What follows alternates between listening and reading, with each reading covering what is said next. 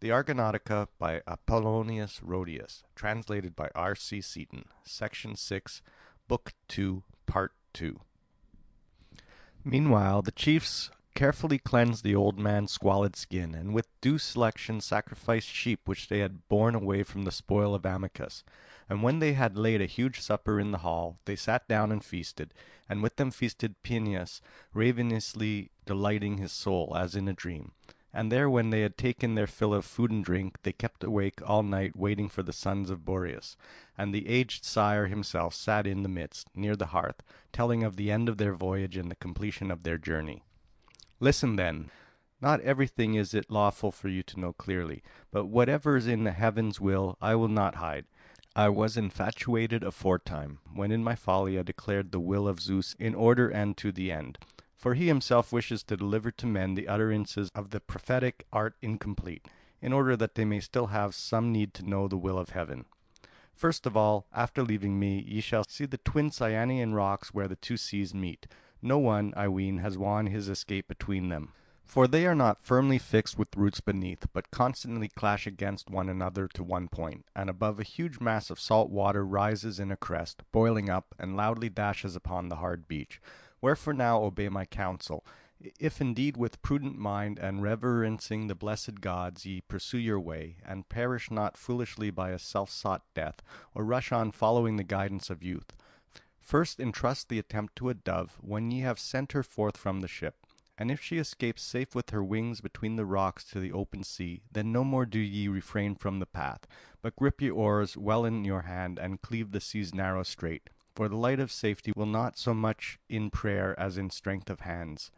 Wherefore let all else go, and labour boldly with might and main. But ere then implore the gods as ye will, I forbid you not. But if she flies onward and perishes midway, then do ye turn back. For it is better to yield to the immortals. For ye could not escape an evil doom from the rocks, not even if Argo were of iron. O hapless ones, dare not transgress my divine warning, even though ye think that I am thrice as much hated by the sons of heaven as I am, and even more than thrice. Dare not sail further with your ship in despite of the omen. And as these things will fall, so shall they fall. But if ye shun the clashing rocks and come scatheless inside Pontus, straightway keep the land of the Bithynians on your right and sail on. And beware of the breakers, until ye round the swift river Rhebas and the black beach, and reach the harbour of the Isles of Thynias. Thence ye must turn back a little space through the sea, and beach your ship on the land of Mariandyni, lying opposite.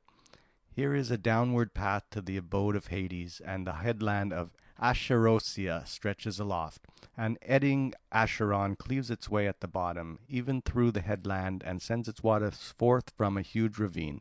And near it ye shall sail past many hills of the Paphlagonians, over whom at the first Enethian Pelops reigned, and of his blood they boast themselves to be. Now there is a headland opposite Hylas the Bear, steep on all sides, and they call it Carambis, about whose crest the blasts of the north wind are sundered. So high in the air does it rise turned towards the sea, and when ye have rounded it broad Aegilius stretches before you. And at the end of the broad Aegilius, at a jutting point of coast, the waters of the river Halys pour forth with a terrible roar, and after it his flowing near, but smaller in stream, rolls into the sea with white eddies. Onward from thence the bend of a huge and towering cape reaches out from the land, next Thermodon, and its mouth flows into a quiet bay at the Themyscirian headland, after wandering through a broad continent. And here is the plain of Doeas, and near are the three cities of the Amazons. And after them the Chalybes, most wretched of men, possess a soil rugged and unyielding. Sons of toil, they busy themselves with working iron.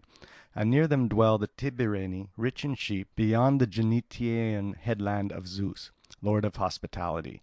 And bordering on it the Mosinosi, next in order inhabit the well-wooded mainland and the parts beneath the mountains, who have built in towers made from trees their wooden homes and well-fitted chambers, which they call Mosines. And the people themselves take their name from them. After passing them ye must beach your ship upon a smooth island, when ye have driven away with all manner of skill the ravening birds, which in countless numbers haunt the desert island. In it the queens of the Amazons, Otrere and Antiope, built a stone temple of Ares, what time they went forth to war. Now here an unspeakable help will come to you from the bitter sea. Wherefore with kindly intent I bid you to stay. But what need is there that I should sin yet again, declaring everything to the end by my prophetic art? And beyond the island and opposite mainland dwell the Philaries, and above the Philaries are the Macrones, and after them the vast tribes of the Bechiri. And in next order to them dwell the Sapiries and the Bizaries, have lands adjoining to them, and beyond them at last live the warlike Colchilians themselves. But speed on in your ship till ye touch the inmost bourne of the sea, and hear the Citine mainland, and from the Amarantian mountains, far away from the Saxarian plain, eddying Phasis roll his broad stream to the sea. Guide your ship to the mouth of that river, and ye shall behold the towers of Citine Aetes and the shady groves of Ares, where a dragon, a monster terrible to behold, ever glares around, keeping watch over the fleece that is spread upon the top of an oak. Neither by day nor by night does sweet sleep subdue his restless eyes. Thus he spake, and straightway fear seized them as they heard, and for a long while they were struck with silence, till at last the hero, son of Aeson, spake, sore dismayed at their evil plight. O aged sire, now hast thou come to the end of the toils of our sea journeying, and hast told us the token, trusting to which we shall make our way to Pontus through the hateful rocks. But whether, when we have escaped them, we shall have a return back again to Hellas, this too would we gladly learn from thee. What shall I do? How shall I go over again such a long path through the sea, unskilled as I am, with unskilled comrades? And Colchian Ae lies at the edge of Pontus and of the world. Thus he spake, and him the aged sire addressed in reply. O son, when once thou hast escaped through the deadly rocks, fear not, for a deity will be the guide from Ae by another track, and to Ae there will be guides enough. But my friends, take thought of the artful aid of the Cyprian goddess, for on her depends the glorious issue of your venture, and further than this ask me not. Thus spake Agenor's son, and close at hand the twin sons of Thracian Boreas came darting from the sky, and set their swift feet upon the threshold. And the heroes rose up from their seats when they saw them present. And Zetes, still drawing hard breaths after his toil, spake among the eager listeners, telling them how far they had driven the Harpies, and how his prevented their slaying them, and how the goddess of her grace saved them pledges, and how those others in fear plunged into the vast cave of the Dictaean cliff. Then in the mansion all their comrades were joyful at the tidings, and so was Phineus himself, and quickly Aeson's son, with good will exceeding, addressed him. Assuredly there was then, Phineus, some god who cared for thy bitter woe, and brought us hither from afar, that the sons of Boreas might aid thee. And if too he should bring sight to thine eyes, verily I should rejoice, methinks, as much as if I were on my homeward way. Thus he spake, but Phineus replied to him with downcast look, Son of Aeson, that is past recall, nor is there any remedy hereafter, for blasted are my sightless eyes. But instead of that, may the gods grant me death at once, and after death I shall take my share in perfect bliss. Then they two returned answering speech, each to other, and soon in the midst of their converse early dawn appeared. And round Phineus were gathered the neighbours, who used to come thither aforetime day by day, and constantly bring a portion of their food. To all alike, however poor he was that came, the aged man gave his oracles with good will, and freed many from their woes by his prophetic art, wherefore they visited and tended him. And with them came Paraebius, who was dearest to him, and gladly did he perceive these strangers in the house. For long ere now the seer himself had said that a band of chieftains, faring from Hellas to the city of Acares, would make fast their hacers to the Thynian land, and by Zeus's will would check the approach of the Harpies. The rest the old man pleased with words of wisdom, and let them go. Paraebius only he bade remain there with the chiefs, and straightway he sent him and bade him bring back the choicest of his sheep. And when he had left the hall, Phineus spake gently amid the throng of oarsmen. O my friends, not all men are arrogant, it seems, nor unmindful of benefits, even as this man, loyal as he is, came hither to learn his fate. For when he laboured the most and toiled the most, then the needs of life, ever growing more and more, would waste him, and day after day ever dawned more wretched. Nor was there any respite to his toil. But he was paying the sad penalty of his father's sin, for he went alone on the mountains, felling trees, once slighted the prayers of a hamadryad, who wept and sought to soften him with plaintive words, not to cut down the stump of an oak tree coeval with herself, wherein for a long time she had lived continually. But he, in the arrogance of his youth, recklessly cut it down. So to him the nymph thereafter made her death a curse to him and to his children. I indeed knew of the sin when he came, and I bid him build an altar to the Thynian nymph, and offer on it an atoning sacrifice with prayer to escape his father's fate. Here, ever since he escaped the God-sent doom, never has he forgotten or neglected me. But sorely and against his will do I send him from my doors, so eager is he to remain with me in my affliction. Thus spake Agenor's son, and his friend straightway came near leading 2 sheep from the flock. And up rose Jason, and up rose the sons of Boreas, at the bidding of the aged sire. And quickly they called upon Apollo, lord of prophecy, and offered sacrifice upon the health as the day was just sinking. And the younger comrades made ready a feast to their heart's desire. Thereupon, having well feasted, they turned themselves to rest, some near the ship's hawsers, others in groups throughout the mansion. And at dawn the Etesian winds blew strongly, which by the command of Zeus blow over every land equally. Cerion, the tale goes, once tended sheep among the marsh meadow of Peneus among men of old time, for dear to her were maidenhood and a couch unstained. But as she guarded her flock by the river, Apollo carried her off far from Haemonia, and placed her among the nymphs of the land, who dwelt in Libya near the Myrtosian height. And here to Phoebus she bore Aristaeus, whom the Haemonians, rich in cornland, called hunter and shepherd. Her of his love the god made a nymph there, of long life and huntress, and his son he brought, while still an infant, to be nurtured in the cave of Cheiron. And to him he grew to manhood, the Muses gave a bride, and taught him the arts of healing and of prophecy, and they made him the keeper of their sheep, of all that grazed on the Athamanthian plain of Phthisia, and round steep Orthrus, and the sacred stream of the river Apidanus. But when from heaven Sirius scorched the Minoan isles, and for there was no respite for the inhabitants, then by the injunction of the far darter they summoned Aristaeus to ward off the pestilence. And by his father's command he left Phthia, and made his home in Ceos, and gathered together the Parrhasian people who were of lineage of Lycaon. And he built a great altar to Zeus Ichmeus, and duly offered sacrifices upon the mountains to that star Sirius, and to Zeus son of Cronos himself. And on this account it is that Etesian winds from Zeus cool the land for 40 days in the Ceos. Even now the priests offer sacrifices before the rising of the dog star. So the tale is told, but the chieftains stayed there by constraint, and every day the Thynians, doing pleasure to Phineus, sent them gifts beyond measure.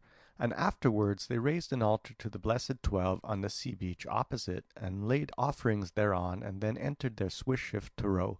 Nor did they forget to bear with them a trembling dove, but Euphemus seized her and brought her all quivering with fear, and they loosed the twin hawsers from the land. Nor did they start unmarked by Athena, but straightway swiftly she set her keel on a light cloud, which would waft her on, mighty though she was, and she swept on to the sea with friendly thoughts to the oarsmen. And as when one roweth far from his native land, as we men often wander with enduring heart, nor is any land too distant but all ways are clear to his view, and he sees in his mind his own home, and at once the way over sea and land seems slain, and swiftly thinking, now this way, nor that, he strains with eager eyes. So swiftly the daughter of Zeus darted down and set her foot on the cheerless shore of Thynia. Now when they reached the narrow strait of the winding passage, hemmed in on both sides by rugged cliffs, while an eddying current from below was washing against the ship as she moved on, they went forward sorely in dread. And now the thud of crashing rocks ceaselessly struck their ears, and the sea-washed shores resounded. And then Euphemus grasped the dove in his hand, and started to mount the prow. And they, at the bidding of Tiphys, son of Hagnias, rowed with good will to drive Argo between the rocks, trusting to their strength. And as they rounded a bend, they saw the rocks opening for the last time of all. Their spirit melted within them, and Euphemus sent forth the dove to dart forward in flight, and they all together raised their heads to look. But she flew between them, and the rocks again rushed together and crashed as they met face to face. And the foam leapt up in a mass like a cloud. Awful was the thunder of the sea, and all round them the mighty welkin roared. The hollow caves beneath the rugged cliffs rumbled as the sea came surging in, and the white foam of dashing waves spurted high above the cliff. Next the current whirled the ship round, and the rocks shore away the end of the dove's tail feathers, but away she flew unscathed. And the rowers gave a loud cry, and Tiphys himself called to them to row with might and main. For the rocks were again parting asunder, but as they rowed they trembled, until the tide returning drove them back within the rocks.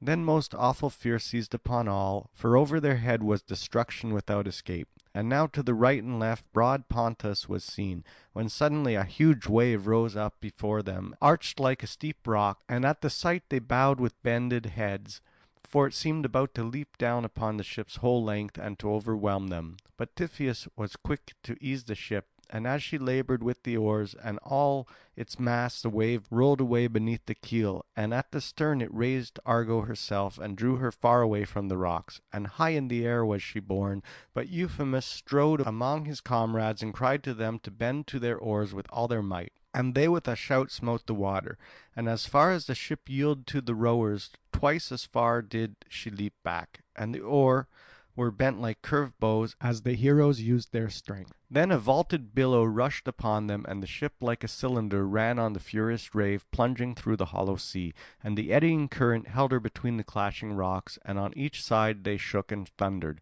And the ship's timbers were held fast. Then Athena with her left hand thrust back one mighty rock, and with her right pushed the ship through.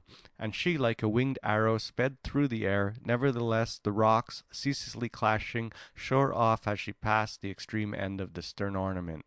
But Athena soared up to Olympus, when they had escaped unscathed, and the rocks in one spot at that moment were rooted fast for ever to each other, which thing had been destined by the blessed gods, when a man in his ship should have passed between them alive. And the heroes breathed again after their chilling fear, beholding at the same time the sky and the expanse of the sea spreading far and wide, for they deemed that they were saved from Hades. And Tiphys first of all began to speak. It is my hope that we have safely escaped this peril, we and the ship, and none other is the cause so much as Athena, who breathed into Argo divine strength when Argus knitted her together with bolts, and she may not be caught. Son of Aeson, no longer fear thou so much the hest of thy king, since a god hath granted us escape between the rocks. For Phineus, Agenor's son, said that our toils hereafter would be lightly accomplished. He spake, and at once he sped the ship onward through the midst of the sea, past the Bithynian coast. But Jason with gentle words addressed him in reply. Tiphys, why dost thou confront thus my grieving heart? I have erred, and I am distraught and wretched and helpless ruin, for I ought, when Peleus gave the command, to have straightway refused this quest to his face. Yea, though I were doomed to die, piteously torn limb from limb, but now I am wrapped in excessive fear and cares unbearable, dreading to sail through the chilling paths of the sea, and dreading when we shall set foot on the mainland.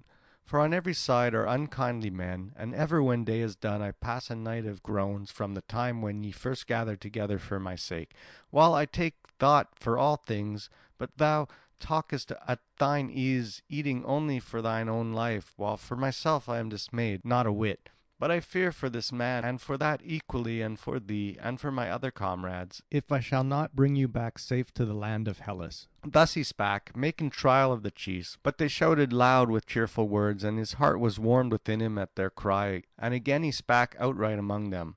My friends, in your valour my courage is quickened. Wherefore now, even though I should take my way through the gulfs of Hades, no more shall I let fear seize upon me. Since ye are steadfast amid cruel terrors, but now that we have sailed out from the striking rocks, I trow that never hereafter will there be another such fearful thing, if indeed we go on our own way, following the counsels of Phineus. End of section 6. Recording by Mitch Greenberg.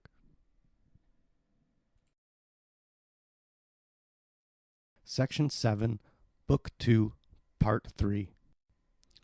Thus he spake, and straightway they ceased from such words, and gave unwearying labour to the oar. And quickly they passed by the swiftly flowing river Rhabis, and the peak of Cologne, and soon thereafter the black headland, and near it the mouth of the river Phyllis, where aforetime Dipsaeus received in his home the son of Athamas, when with his ram he was flying from the city of Orchomenus. And Dipsacus was the son of a meadow nymph, nor was insolence his delight, but contented by his father's stream he dwelt with his mother, pasturing his flocks by the shore. And quickly they sighted and sailed past his shrine and the broad banks of the river and the plain, and deep-flowing Calpe, and all the windless night and the day they bent to their tireless oars. And even as ploughing oxen toil as they cleave the moist earth, and sweet streams in abundance from flank and neck, and from beneath the yoke their eyes roll askance, while the breath ever rushes from their mouths in hot gasps, and all day long they toil, planting their hoofs deep in the ground. Like them the heroes kept dragging their oars through the sea.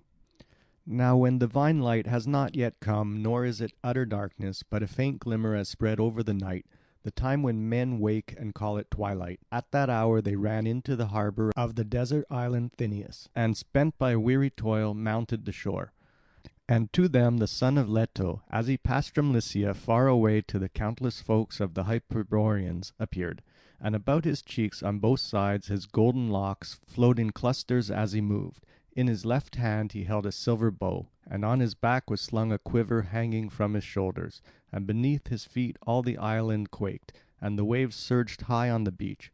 Helpless amazement seized them as they looked, and no one dared to gaze face to face into the fair eyes of the god. And they stood with heads bowed to the ground, but he, far off, passed on to the sea through the air, and at length Orpheus spake as follows, addressing the chiefs. Come, let us call this island the sacred isle of Apollo of the dawn, since he has appeared to all, passing by at dawn.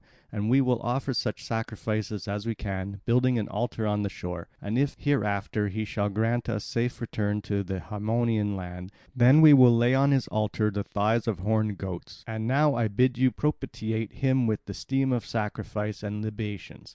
Be gracious, O king, be gracious in thy appearing. Thus he spake, and they straightway built up an altar with shingle, and over the island they wandered, seeking if haply they could get a glimpse of a fawn or a wild goat. They often seek their pasture in the deep wood. And for them Leto's son provided a quarry, and with pious rites they wrapped in fat the thigh bones of them all, and burnt them on a sacred altar celebrating Apollo, lord of dawn. And round the burning sacrifice they set up a broad dancing ring, singing, All hail, fair god of healing, Phoebus, all hail. And with them Oeagrus' godly son began a clear lay on his Bistonian lyre. How once beneath the rocky ridge of Parnassus he slew with his bow the monster Delphine. He, still young and beardless, still rejoicing in his long tresses, mayst thou be gracious. Ever, O king, be thy locks unshorn, ever unravaged, for so it is right. And none but Leto, daughter of Coeus, strokes them with her dear hands. And often the Corycian nymphs, daughters of Pleistus, took up their cheering strain, crying, Healer. Hence arose this lovely refrain of the hymn to Phoebus. Now when they had celebrated him with dance and song, they took an oath with holy libations, that they would ever help each other with concord of heart, touching the sacrifice as they swore.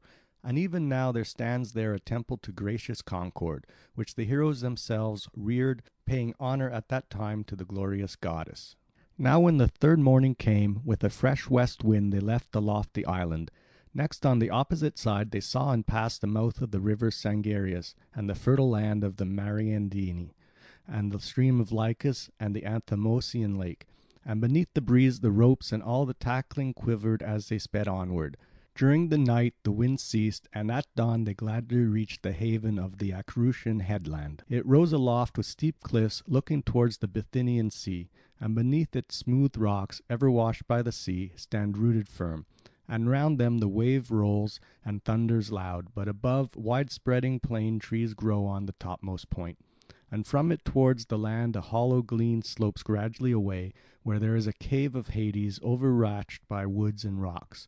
From here an icy breath, unceasingly issuing from the chill recess, ever forms a glistening rime which melts again beneath the midday sun. And never does silence hold that grim headland, but there is a continual murmur from the sounding sea, and the leaves that quiver in the winds from the cave. And here is the outfall of the river Acheron, which bursts its way through the headland and falls into the eastern sea. And a hollow ravine brings it down from above. In after times the Nisaean Megarians named it Sunats, when they were about to settle in the land of the Mariandyni.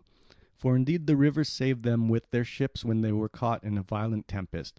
But this way the heroes took the ship through the Oceanian headlands, and came to land over against it as the wind had just ceased. Not long had they come unmarked by Licus, the lord of that land, and the Mariandyni, they the slayers of Amycus, according to the report which the people heard before.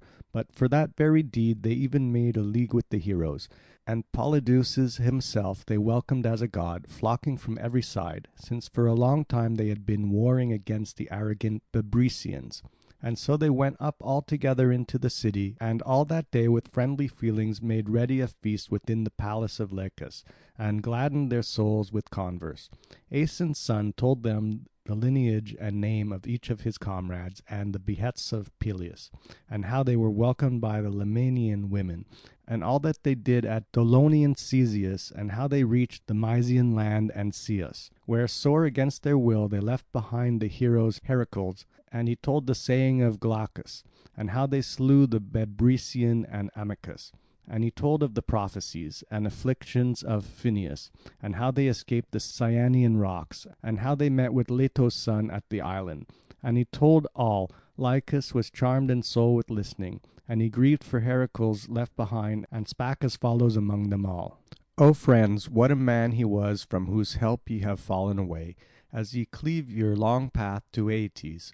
For well do I know that I saw him here in the halls of Dascylus my father, when he came hither on foot through the land of Asia, bringing the girdle of warlike Hippolyte, and me he found with the down just growing on my cheeks.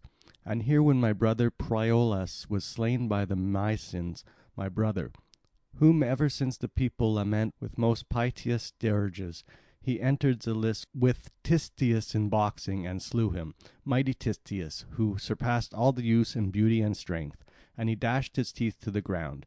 Together with the Mysians he subdued beneath my father's sway the Phrygians also, who inhabit the lands next to us, and he made his own the tribes of the Bithynians and their land, as far as the mouth of Rebus and the peak of Cologne. And besides them the Paphlagonians of Pelops yielded just as they were, even all those round whom the dark waters of Belias breaks. But now the Bebrycians and the insolence of Amycus have robbed me, since Heracles dwells far away, for they have long been cutting off huge pieces of my land, until they have set their bounds at the meadows of the deep-flowing Hyphias. Nevertheless, by your hands have they paid the penalty, and it was not without the will of heaven, I trow, that he brought war on the Bebrycians that day. He, the son of Tyndareus, when he slew that champion. Wherefore whatever requital I now able to pay, gladly will I pay it, for that is the rule for weaker men when the stronger begin to help them. So with you all, and in your company, I bid Dascylus my son follow. And if he goes, you will find all men friendly that ye meet on your way through the sea, even to the mouth of the river Thermodon. And besides that, to the sons of Tyndareus I will raise a lofty temple on the Acherusians' height, which all sailors shall mark far across the sea and shall reverence. And hereafter for them I will set apart outside the city, as for gods, some fertile fields of the well-tilled plain. Thus all day long they revelled at the banquet, but at dawn they hied down to the ship in haste, and with them went Lysis himself, when he had given them countless gifts to bear away, and with them he sent forth his son from his home. And in here his destined fate smote Idmon, son of Abas, skilled in soothsaying, but not all did his soothsaying save him, for necessity drew him on to death. For in the mead of a reedy river there lay, cooling his flanks and huge belly in the mud, a white-tusked boar, a deadly monster, whom even the nymphs of the marsh dreaded, and no man knew it. But all alone he was feeding in the wide fell. But the son of Abas was passing along the raised banks of the muddy river, and the boar from some unseen lair leapt out of the reed bed, and charging gashed his thigh and severed in twain the sinews and the bone. And with a sharp cry the hero fell to the ground, and as he was struck his comrades flocked together with answering cry. And quickly Peleus with his hunting spear aimed at the murderous boar as he fled back into the fen, and again he turned and charged. But Idas wounded him, and with a roar he fell impaled upon the sharp spear. And the boar they left on the ground just as he had fallen there. But Idmon, now at last gasped, his comrades bore to the ship in sorrow of heart, and he died in his comrades' arms. And here they stayed from taking thought for their voyaging, and abode in grief for the burial of their dead friend. And for 3 whole days they lamented, and on the next they buried him with full honours. And the people and King Lycus himself took part in the funeral rites. And, as is due of the departed, they slaughtered countless sheep at his tomb.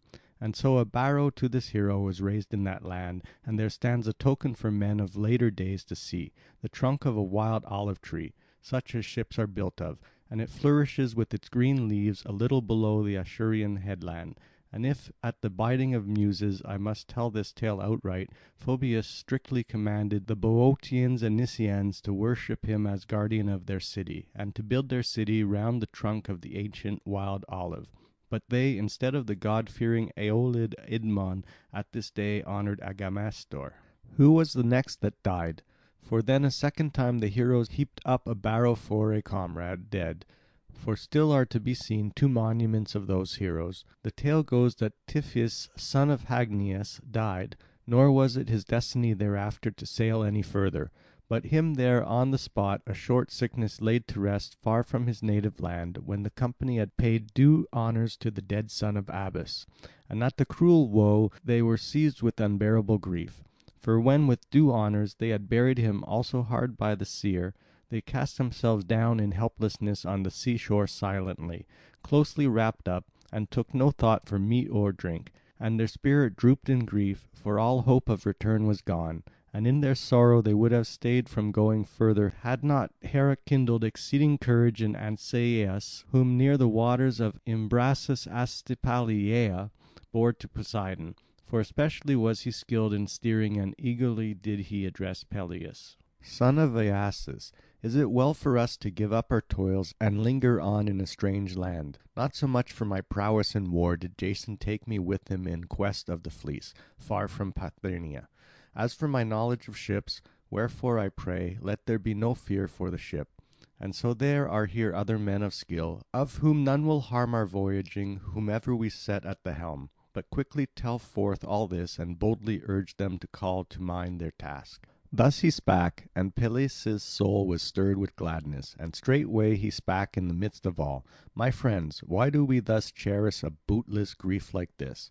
For those 2 have perished by the fate that they have met with. But among our host are steersmen yet, and many a one.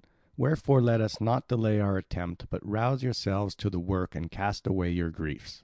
And him in reply Aeson's son addressed with helpless words, Son of Aeacus, where are these steersmen of thine? For those whom we once deemed to be men of skill, they even more than I are bowed with vexation of heart. Wherefore I forebode an evil doom for us, even as for the dead, if it shall be our lot neither to reach the city of fell Aeetes, nor ever again to pass beyond the rocks to the land of Hellas. But a wretched fate will enshroud us here ingloriously till we grow old for naught. Thus he spake, but Ancaeus quickly undertook to guide the swift ship, for he was stirred by the impulse of the goddess. And after him Erginus and Nauplius and Euphemus started up, eager to steer. But the others held them back, and many of his comrades granted it to Ancaeus. So on the 12th day they went aboard at dawn, for a strong breeze of westerly wind was blowing. And quickly with the oars they passed out through the river Acheron, and trusting to the wind, shook out their sails, and with canvas spread far and wide they were cleaving their passage through the waves in fair weather. And soon they passed the outfall of the river Callichorus, where, as the tale goes, the Nysean son of Zeus, when he had left the tribes of the Indians and came to dwell at Thebes, held revels and arrayed dancers in front of a cave wherein he passed unsmiling sacred nights, from which time the neighbours call the river by the name Callichorus, and the cave Olean. Next they beheld the barrow of Sthenelus, Actor's son, who on his way back from the valorous war against the Amazons, for he had been the comrade of Heracles, was struck by an arrow and died there upon the sea beach. And for a time they went no further, for Persephone herself sent forth the spirit of Actor's son, which craved with many tears to behold men like himself, even for a moment. And mounting on the edge of the barrow he gazed upon the ship, such as he was when he went to war, and round his head a fair helm with 4 peaks gleamed with its blood-red crest. And again he entered the vast gloom, and they looked and marvelled, and Mopsus, son of Ampycus, with word of prophecy, urged them to land and propitiate him with libations. Quickly they drew in sail, and threw out hawsers, and on the strand paid honour to the tomb of Sthenelus, and poured out drink offerings to him, and sacrificed sheep as victims. And besides the drink offerings they built an altar to Apollo, saviour of ships, and burnt thigh bones, and Orpheus dedicated his lyre, whence the place has the name of Lyra. And straightway they went aboard as the wind blew strong, and they drew the sail down, and made it taut to both sheets. Then Argo was borne over the sea swiftly, even as a hawk soaring high through the air commits to the breeze its outspread wings, and is borne on swiftly, nor swerves in its flight, poising in the clear sky with quiet pinions. And lo, they passed by the stream of Parthenius, as it flows into the sea, a most gentle river, where the maid, daughter of Leto, when she mounts to heaven after the chase, cools her limbs in its much desired waters. Then they sped onward in the night without ceasing, and passed Sesamus and lofty Erythini, Crobialis, Cromna, and woody Cytorus. Next they swept round Carambis at the rising sun, and plied the oars past long Agialis all day and all through the night. And straightway they landed on the Assyrian shore, where Zeus himself gave a home to Sinope, daughter of Asopus, and granted her virginity, beguiled by his own promises. For he longed for her love, and he promised to grant her whatever her heart's desires might be, and she in her craftiness asked of him virginity. And in like manner she deceived Apollo too, who longed to wed her, and besides them the river Halys, and no man ever subdued her in love's embrace. And there the sons of noble Demachus of Tricca were still dwelling, Dilion, Autolycus, and Phlogius, since the day when they wandered far away from Heracles. And they, when they marked the array of chieftains, went to meet them and declared in truth who they were. And they wished to remain there no longer, but as soon as Argestes blew went on shipboard. And so with them, borne along by the swift breeze, the heroes left behind the river Halys, and left behind his that flows hard by, and the delta land of Assyria. And on the same day they rounded the distant headland of the Amazons that guards their harbour. Here once when Melanope, daughter of Ares, had gone forth, the hero Heracles caught her by ambuscade, and Hippolyte gave her a glistening girdle as her sister's ransom, and he sent away his captive unharmed. In the bay of this headland, at the outfall of Thermodon, they ran ashore, for the sea was rough for their voyage. No river is like this, and none sends forth from itself such mighty streams over the land. If a man should count every one, he would lack but 4 of 100, but the real spring is only one. This flows down to the plain from lofty mountains, which, men say, are called the Amazonian mountains. Thence it spreads inland over a hilly country straight forward, wherefrom its streams go winding on, and they roll on, this way and that, evermore. Wherever best it can reach the lower ground, one at a distance and another near at hand. And many streams are swallowed up in the sand and are without a name, but, mingled with a few, the main stream openly bursts with its arching crest of foam into the inhospitable Pontus. And they would have tarried there, and have closed in battle with the Amazons, and would have fought not without bloodshed, for the Amazons were not gentle foes, and regarded not justice, those dwellers on the Doean plain, but grievous insolence and the works of Ares were all their care. For by race they were the daughters of Ares and the nymph Harmonia, who bare to Ares war-loving maids, wedded to him in the glens of the Acmonian wood, had not the breezes of Argestes come again from Zeus. And with the wind they left the rounded beach, where the Cimmesyrian Amazons were arming for war. For they dwelt not gathered together in one city, but scattered over the land, parted into 3 tribes. In one part dwelt the Cimmesyrians, over whom at that time Hippolyte reigned, in another the Lescastians, and in another the dart-throwing Chadesians. And the next day they sped on, and at nightfall they reached the land of the Chalybes. That folk have no care for ploughing with oxen, or for any planting of honey-sweet fruit, nor yet do they pasture flocks in the dewy meadow, but they cleave the hard iron-bearing land, and exchange their wages for daily sustenance. Nor does the morn rise for them without toil, but amidst bleak sooty flames and smoke they endure heavy labour. End of section 7. Recording by Mitch Greenberg.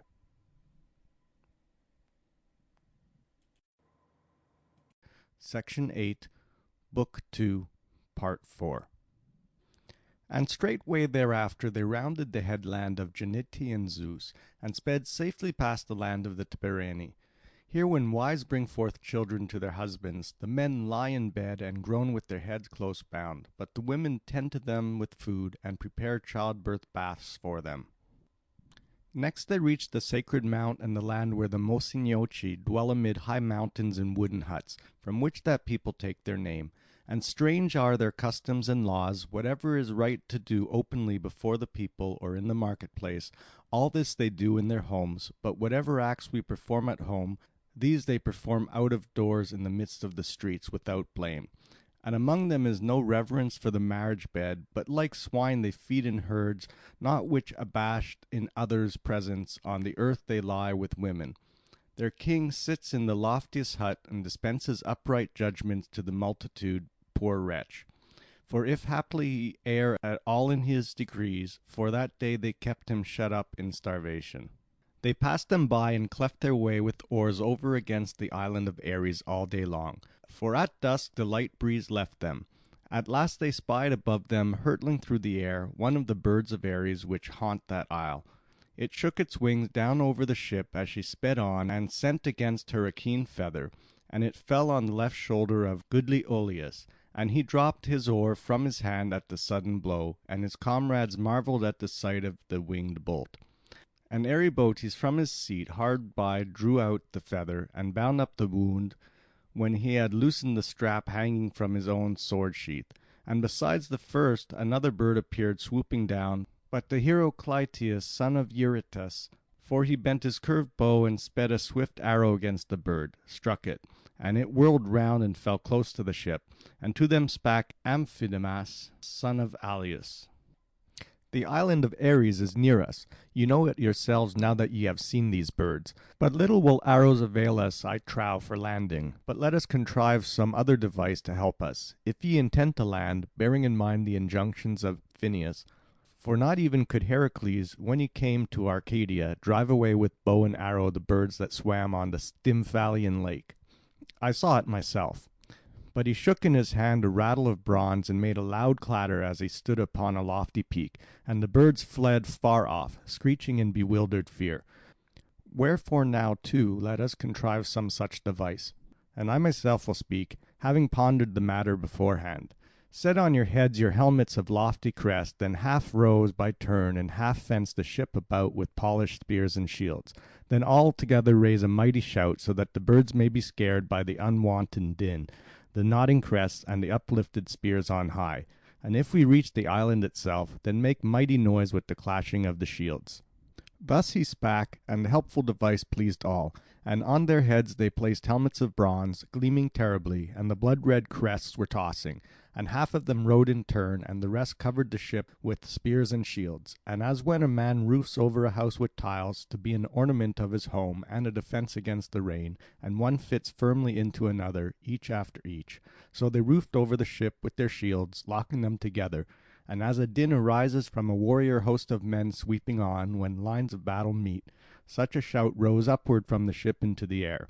Now they saw none of the birds yet, but when they touched the island and clashed upon their shields, then the birds in countless numbers rose in flight hither and thither. And when the sons of Cronos sends from the clouds a dense hailstone on the city and houses, and when people who dwell beneath hear the din above the roof and sit quietly, since the stormy season has not yet come upon them unawares, but they have first made strong their roofs. So the birds sent against the heroes a thick shower of feather shafts as they darted over the sea to the mountains of the land opposite. What then was the purpose of Phineus in bidding the divine band of heroes land there, or what kind of help was about to meet their desire? The sons of Phrixus were faring towards the city of Archimenes from Aea, coming from the Cytaean Aetes on board a Colchian ship, to win the boundless wealth of their father. For he, when dying, had enjoined this journey upon them. And lo, on that day they were very near that island. But Zeus had impelled the north wind's might to blow, marking by rain the moist path of Arcturus. And all day long he was stirring the leaves upon the mountains, breathing gently upon the topmost sprays. But at night he rushed upon the sea with monstrous force, and with his shrieking blasts uplifted the surge, and a dark mist covered the heavens, nor did the bright stars anywhere appear from among the clouds, but a murky gloom brooded all around. And so the sons of Phrixus, drenched and trembling in fear of a horrible doom, were borne along by the waves helplessly. And the force of the wind had snatched away their sails, and shattered in twain the hull, tossed as it was by the breakers. And hereupon, by heaven's prompting, those four clutched a huge beam, one of many that were scattered about, held together by sharp bolts, when the ship broke to pieces, and on the islands the waves and blasts of wind bore the men in their distress, within a little of death. And straightway a mighty rain burst forth, and rained upon the sea and the island, and all the country opposite the island where the arrogant Mossynoeci dwelt. And the sweep of the waves hurled the sons of Phrixus, together with the massy beam, upon the beach of the island, in the murky night. And the floods of rain from Zeus ceased at sunrise, and soon the two bands drew near and met each other, and Argus spoke first. We beseech you, by Zeus the Beholder, whoever ye are, to be kindly and to help us in our need. For fierce tempests falling on the sea have shattered all the timbers of the crazy ship in which we were cleaving our path on business bent. Wherefore we entreat you, if haply ye will listen, to grant us just a covering for our bodies, and to pity and succour men in misfortune, your equals in age. O reverence, suppliants, and strangers for Zeus' sake, the god of strangers and suppliants. To Zeus belong both suppliants and strangers, and his eye, methinks, beholdeth even us. And in reply the son of Aeson prudently questioned him, deeming that the prophecies of Phineus were being fulfilled. All these things will we straightway grant you with the right good will. But come tell me truly, in what country did ye dwell, and what business bids you sail across the sea? And tell me your own glorious names and lineage. And him Argus, helpless in his evil plight, addressed. That one Phrixus, an Aeolid, reached Aea from Hellas. You yourselves have clearly heard ere this, I trow. Phrixus, who came to the city of Aeetes, bestriding a ram, which Hermes had made all gold, and the fleece ye may see even now. The ram at its own prompting, he then sacrificed to Zeus, son of Cronos, above all the god of fugitives. And him did Aeetes receive in his palace, and with gladness of heart gave him his daughter Chalciope in marriage, without gifts or wooing. For these two are we sprung. But Phrixus died at last, an aged man, in the home of Aeetes, and we, giving heed to our father's behest, are journeying to Orchomenus to take the possessions of Athamas. And if thou dost desire to learn our names, this is Cytisorus, this Phrontis, and this Melas, and me you may call Argus. Thus he spake, and the chieftains rejoiced at the meeting, and tended them, much marvelling. And Jason again in turn replied, as was fitting, with these words. Surely ye are our kinsmen on my father's side, and ye pray that with kindly hearts we secure your evil plight. For Cretheus and Athamas were brothers, and I am the grandson of Cretheus. And with these comrades here I am journeying from that same Hellas to the cities of Aeetes. But of these things we will converse hereafter. And do ye first put clothing upon you. By heaven's devising, I ween have ye come to my hands in your sore need. He spake, and out of the ship gave them raiment to put on. Then all together they went to the temple of Ares to offer sacrifice of sheep. And in haste they stood round the altar, which was outside the roofless temple, an altar built of pebbles. Within a black stone stood fixed, a sacred thing, to which of yore the Amazons all used to pray. Nor was it lawful for them, when they came from the opposite coast, to burn on this altar offerings of sheep and oxen. But they used to slay horses which they kept in great herds. Now when they had sacrificed and eaten the feast prepared, then Aeson's son spake among them, and thus began. Zeus's self, I ween, beholds everything, nor do we men escape his eye, we that be God-fearing and just, for all as he rescued your father from the hands of a murderous stepdame, and gave him measureless wealth besides. Even so hath he saved you harmless from the baleful storm. And on board this ship ye may sail hither and thither, where ye will, whether to Aea or to the wealthy city of divine Orchomenus. For our ship Athena built, and with axe of bronze cut her timbers near the crest of Pelion, and with the goddess wrought Argus. But yours the fierce surge hath shattered, before ye came nigh to the rocks which all day long clash together in the straits of the sea. But come, be yourselves our helpers, for we are eager to bring to Hellas the Golden Fleece, and guide us on our voyage. For I go to atone for the intended sacrifice of Phrixus. the cause of Zeus's wrath against the sons of Aeolus. He spake with soothing words, but horror seized them when they heard, for they deemed that they would not find Aeetes friendly if they desired to take away the ram's fleece. And Argus spake as follows, vexed that they should busy themselves with such a quest. My friends, our strength, though far as it avails, shall never cease to help you, not one whit when need shall come. But Aeetes is terribly armed with deadly ruthlessness, wherefore exceedingly I do dread this voyage. And he boasts himself to be the son of Helios, and all around dwell countless tribes of Colchians. And he might match himself with Ares in his dread war cry and giant strength. Nay, to seize the fleece in spite of Aeetes is no easy task. So huge a serpent keeps guard round and about it, deathless and sleepless, which Earth herself brought forth on the sides of Caucasus by the rock of Typhaon, where Typhaon, they say, smitten by the bolt of Zeus, son of Cronos, when he lifted against the god his sturdy hands, dropped from his head hot gore, and in such plight he reached the mountains and the plain of Nyssa, where to this day he lies whelmed beneath the waters of the Serbonian lake. Thus he spake, and straightway many a cheek grew pale when they heard of so mighty an adventure. But quickly Peleus answered with cheering words, and thus spake. Be not so fearful in spirit, my good friend, for we are not so lacking in prowess as to be no match for Aeetes, to try his strength with arms. But I deem that we too are cunning in war, we that go thither, near akin to the blood of the blessed gods. Wherefore if he will not grant us the fleece of gold for friendship's sake, the tribes of the Colchians will not avail him, I ween. Thus they addressed each other in turn, until again, satisfied with their feast, they turned to rest. And when they rose at dawn, a gentle breeze was blowing, and they raised the sails, which strained to the rush of the wind, and quickly they left behind the island of Ares. And at nightfall they came to the island of Philyra, where Cronus, son of Uranus, what time in Olympus he reigned over the Titans, and Zeus was yet being nurtured in a Cretan cave by the Curetes of Ida, lay beside Philyra, when he had deceived Rhea. And the goddess found them in the midst of their dalliance, and Cronus leapt up from the couch with a rush in the form of a steed with flowing mane. But Ocean's daughter, Philyra, in shame, left the spot in those haunts, and came to the long Pelagian ridges, where, by her union with the transfigured deity, she brought forth huge Cheiron, half like a horse, half like a god. Thence they sailed on, past the Macrones, and the far-stretching land of the Bachiri, and the overweening Saperes, and after them the Beziris. For ever forward they clave their way, quickly borne by the gentle breeze. And lo, as they sped on, a deep gulf of the sea was opened, and lo, the steep crags of the Caucasian mountains rose up, where with his limbs bound upon the hard rocks by galling feathers of bronze, Prometheus fed with his liver an eagle that ever rushed back to its prey.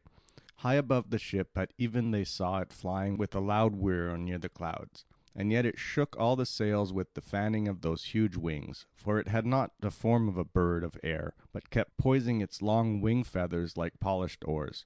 And not long after they heard the bitter cry of Prometheus as his liver was being torn away, and the air rang with his screams until they marked the ravening eagle rushing back from the mountain on the selfsame track. And at night, by the skill of Argus, they reached broad-flowing Phasis and the utmost bourne of the sea. And straightway they let down the sails and the yard-arm, and stowed them inside the hollow mast crutch. And at once they lowered the mast itself till it lay along, and quickly with oars they entered the mighty stream of the river. And round the prow the water surged as it gave them way. And on their left hand they had the lofty Caucasus and the Citaean city of Aea, and on the other side of the plain of Ares, and the sacred grove of that god, where the serpent was keeping watch and ward over the fleece as it hung on the leafy branches of an oak.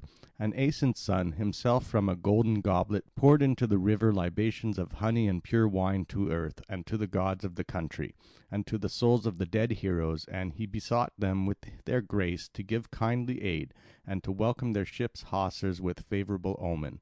And straightway Ancaeus spake these words. We have reached the Colchian land and the stream of Phasis, and it is time for us to take counsel whether we shall make trial of Aeetes with soft words, or an attempt of another kind shall be fitting. Thus he spake, and by the advice of Argus Jason bade them enter a shaded backwater, and let the ship ride at anchor offshore. And it was near at hand in their course, and there they passed the night, and soon the dawn appeared to their expectant eyes. End of section 8. Recording by Mitch Greenberg.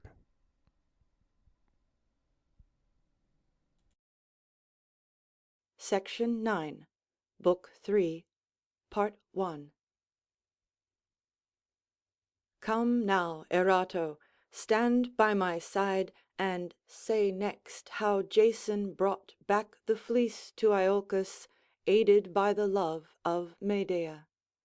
For thou sharest the power of Cypris, and by thy love cares dost charm unwedded maidens, wherefore to thee too is attached a name that tells of love. Thus the heroes, unobserved, were waiting in ambush amid the thick reed beds. But Hera and Athena took note of them, and, apart from Zeus and the other immortals, entered a chamber and took counsel together. And Hera first made trial of Athena. Do thou now first, daughter of Zeus, give advice, what must be done? Wilt thou devise some scheme whereby they may seize the Golden Fleece of Aeetes and bear it to Hellas?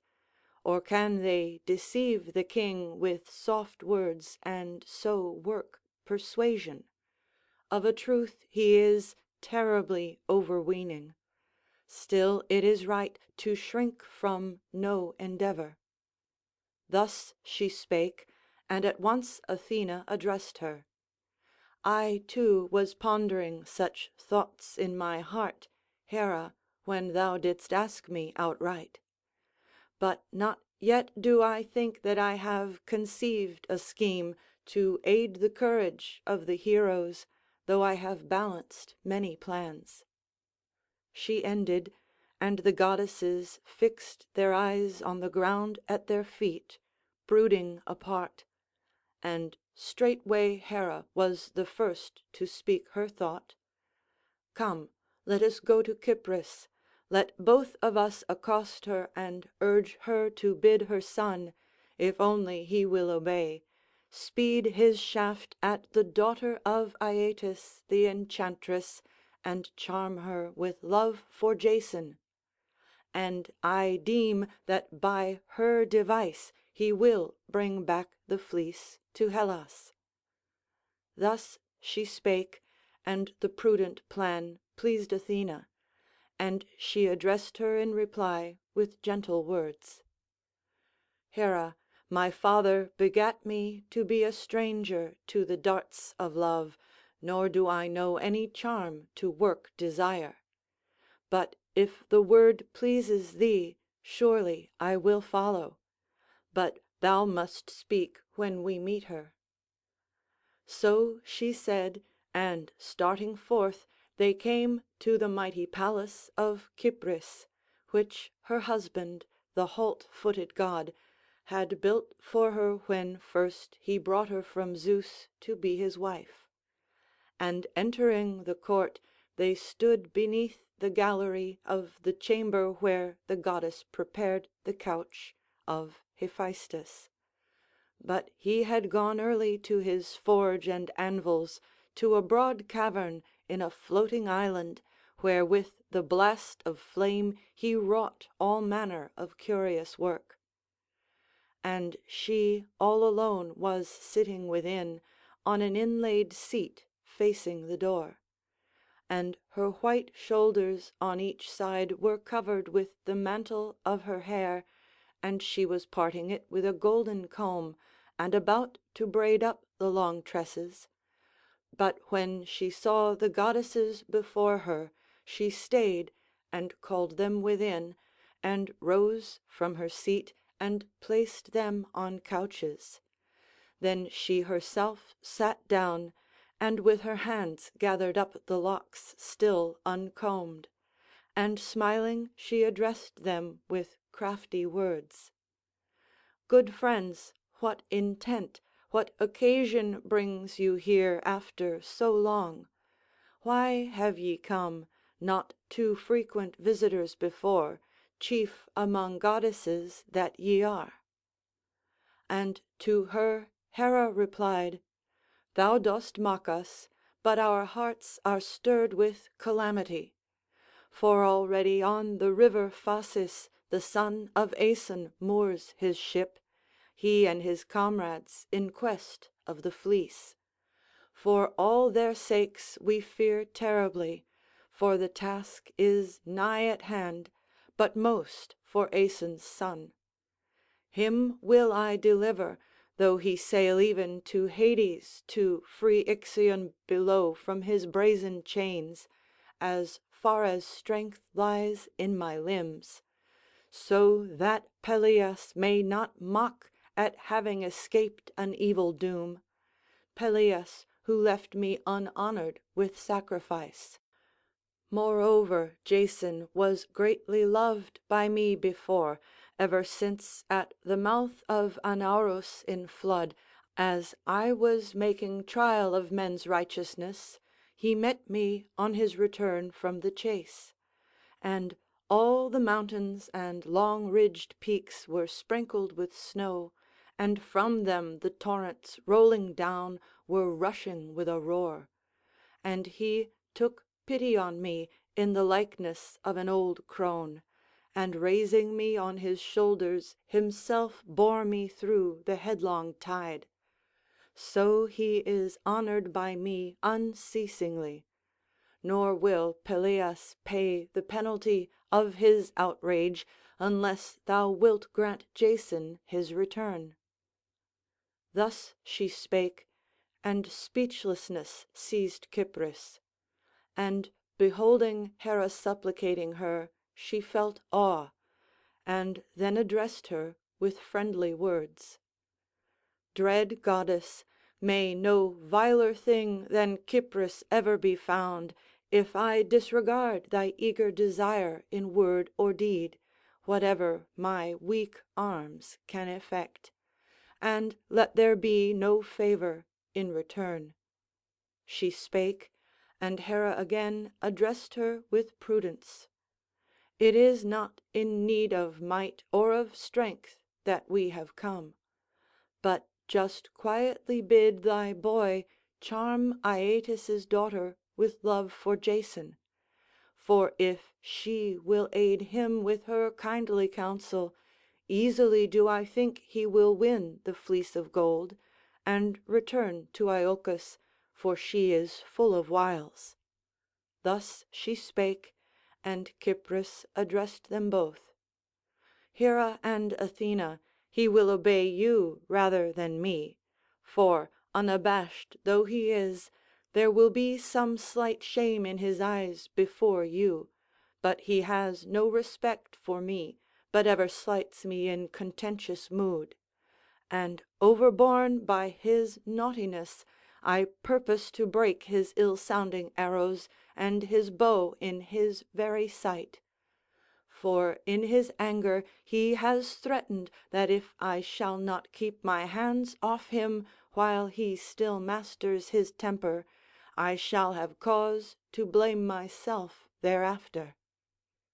So she spake, and the goddesses smiled and looked at each other. But Cypris again spoke, vexed at heart. "To others my sorrows are a jest, nor ought I to tell them to all.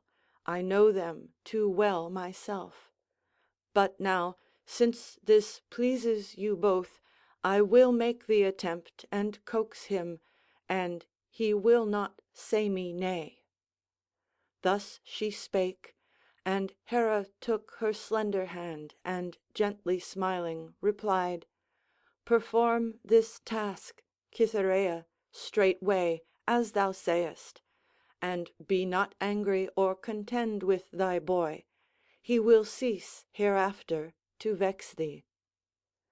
She spake and left her seat, and Athena accompanied her, and they went forth both hastening back. And Cypris went on her way through the glens of Olympus to find her boy.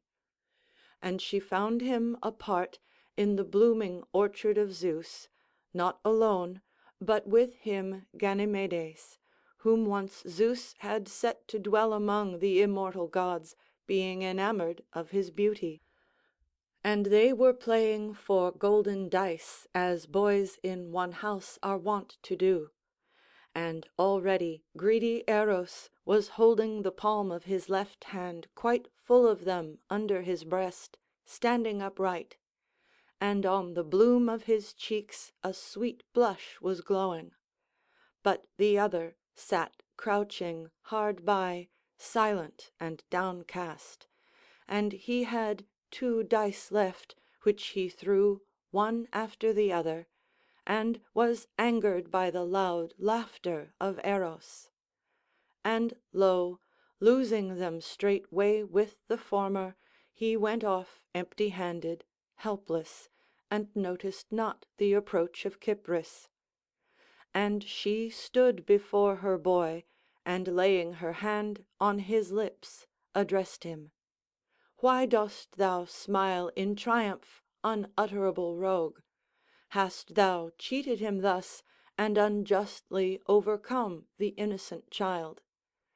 Come, be ready to perform for me the task I will tell thee of, and I will give thee Zeus's all-beauteous plaything, the one which his dear nurse Adrasteia made for him while he still lived a child, with childish ways, in the Idaean cave, a well-rounded ball. No better toy wilt thou get from the hands of Hephaestus. All of gold are its zones, and round each double seams run in a circle, but the stitches are hidden, and a dark blue spiral overlays them all. But if thou shouldst cast it with thy hands, lo, like a star it sends a flaming track through the sky. This I will give thee, and do thou strike with thy shaft and charm the daughter of Aeetes with love for Jason, and let there be no loitering, for then my thanks would be the slighter." Thus she spake, and welcome were her words to the listening boy.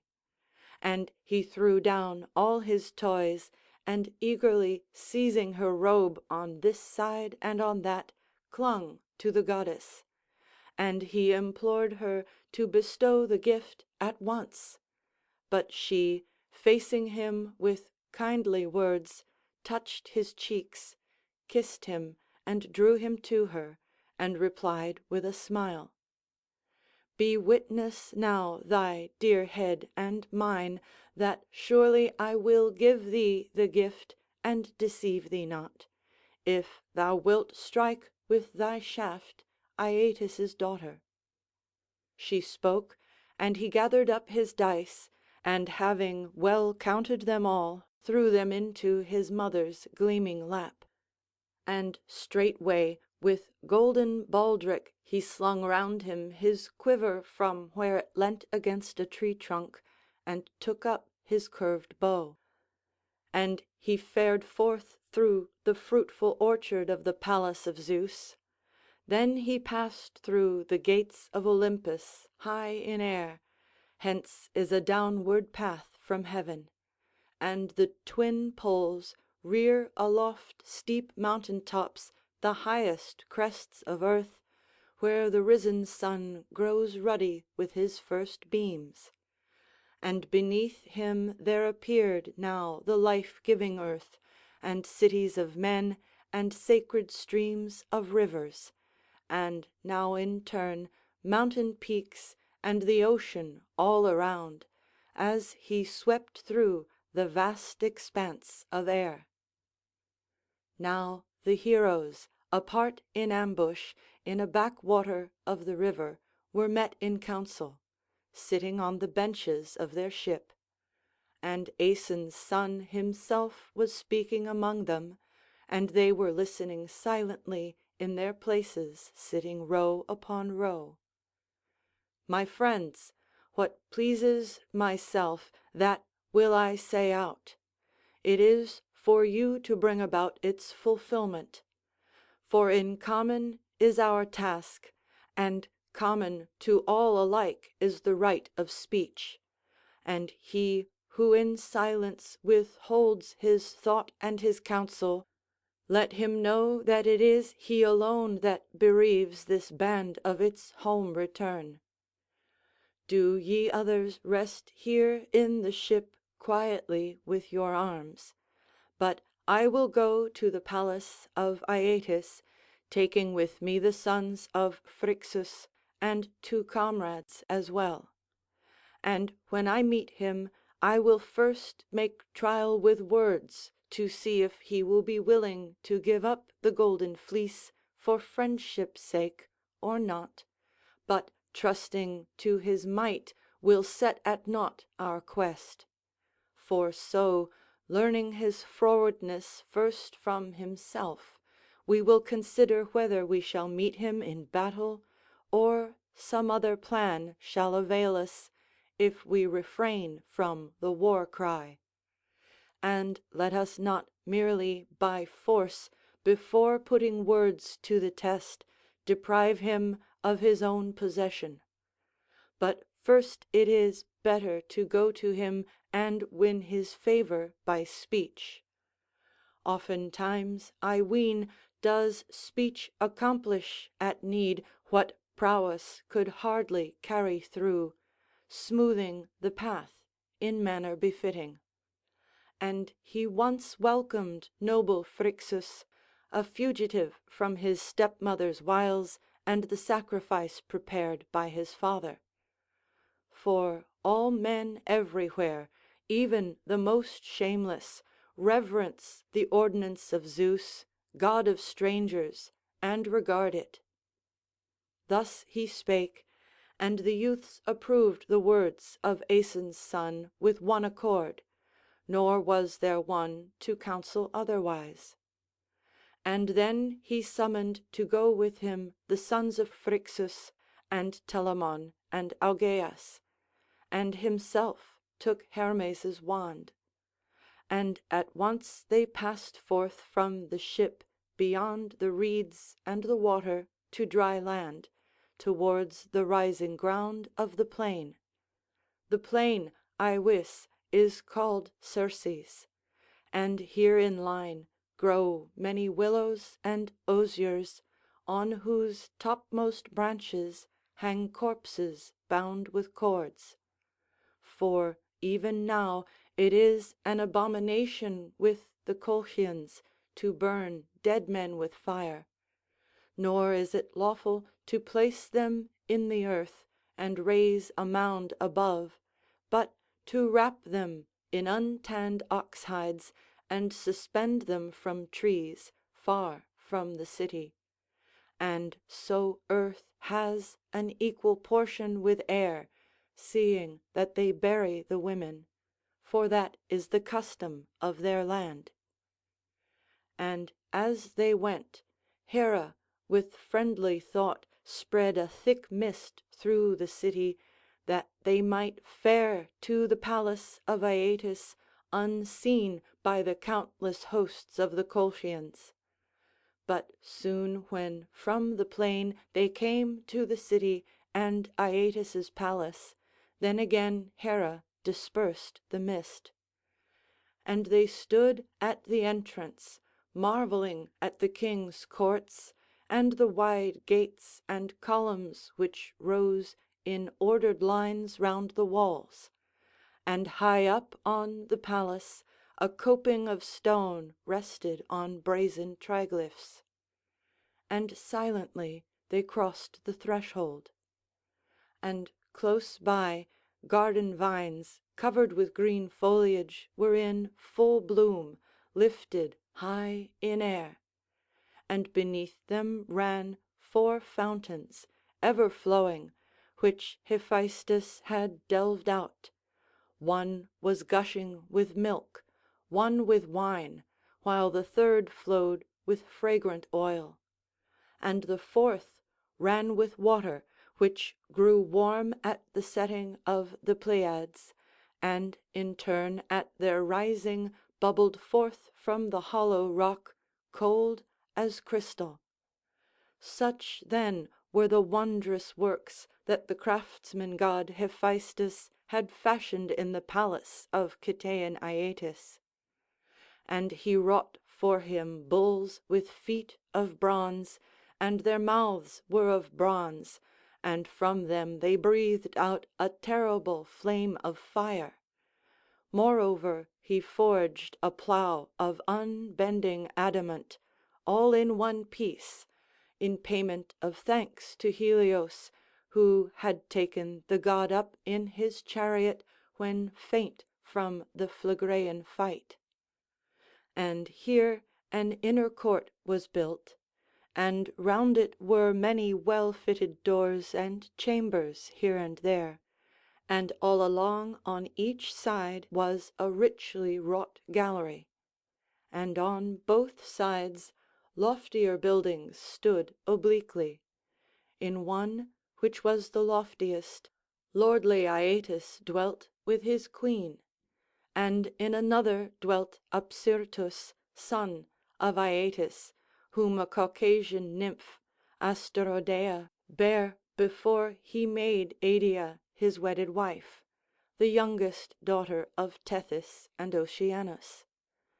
And the sons of the Colchians called him by the new name of Phaeton, because he outshone all the youths. The other buildings the handmaidens had, and the two daughters of Aeetes, Chalciope and Medea. Medea then they found going from chamber to chamber in search of her sister, for Hera detained her within that day. But beforetime she was not wont to haunt the palace, but all day long was busied in Hecate's temple, since she herself was the priestess of the goddess.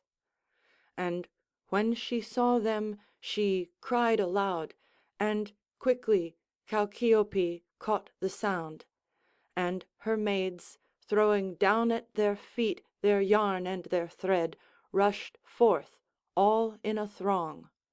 And she, beholding her sons among them, raised her hands aloft through joy.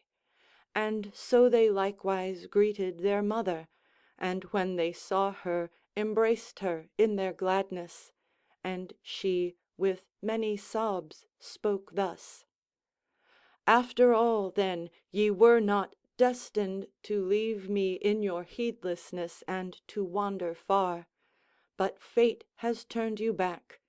Poor wretch that I am! What a yearning for Hellas from some woeful madness seized you at the behest of your father Phrixus! Bitter sorrows for my heart did he ordain when dying. And why should ye go to the city of Orchomenus, whoever this Orchomenus is, for the sake of Athamas's wealth, leaving your mother alone to bear her grief?"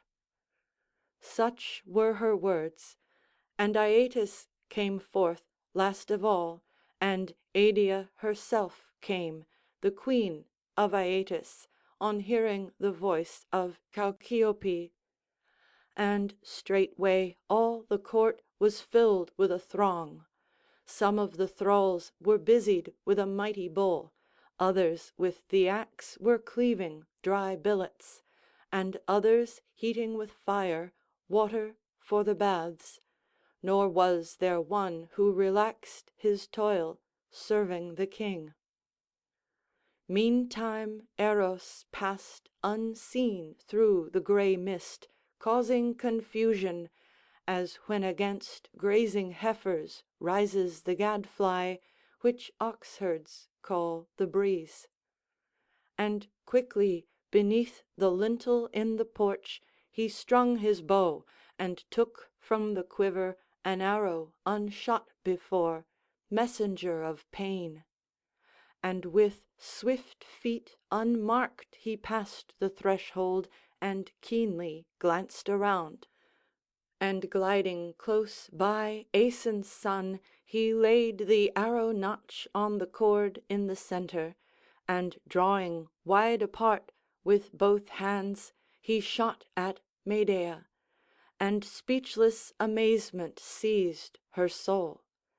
But the god himself flashed back again from the high-roofed hall, laughing loud, and the bolt burnt deep down in the maiden's heart like a flame, and ever she kept darting bright glances straight up at Aeson's son, and within her breast her heart panted fast through anguish. All remembrance left her, and her soul melted with the sweet pain. And as a poor woman heaps dried twigs round a blazing brand, a daughter of toil, whose task is the spinning of wool, that she may kindle a blaze at night beneath her roof, when she has waked very early, and the flame, waxing wondrous great from the small brand, consumes all the twigs together, so, coiling round her heart, burnt secretly Love the destroyer, and the hue of her soft cheeks went and came, now pale, now red, in her soul's distraction.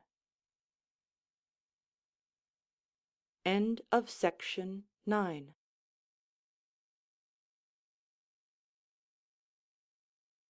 Section 10, Book 3, Part 2.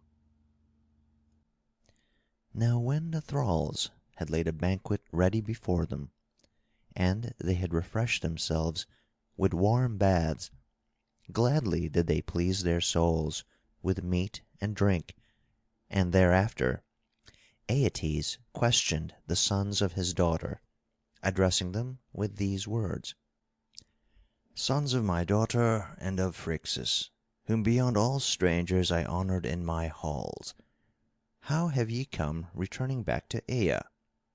Did some calamity cut short your escape in the midst? Ye did not listen when I set before you the boundless length of the way, for I marked it once, whirled along in the chariot of my father Helios, when he was bringing my sister Circe to the western land, and we came to the shore of the Tyrrhenian mainland, where even now she abides, exceeding far from Colchis. But what pleasure is there in words? Do ye tell me plainly what has been your fortune, and who these men are, your companions, and where from your hollow ship ye came ashore." Such were his questions, and Argus, before all his brethren, being fearful for the mission of Aeson's son, gently replied, for he was the elder born: